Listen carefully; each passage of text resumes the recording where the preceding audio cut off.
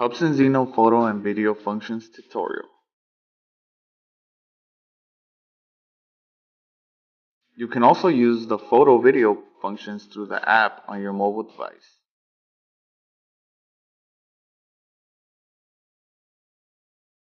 Tap the button to switch to photo mode.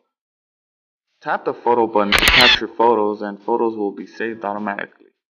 Tap the button to switch to video mode. Tap the record button to start the video timer for recording your video. Tap the record button to end recording and the video will be saved automatically.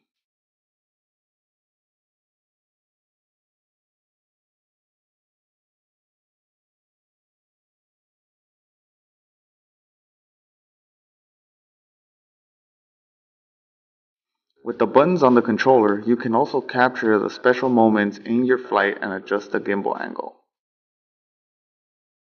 Use the photo key on the controller to capture photos. Press and hold for 1.5 seconds to start recording videos. Press and hold for another 1.5 seconds to end recording.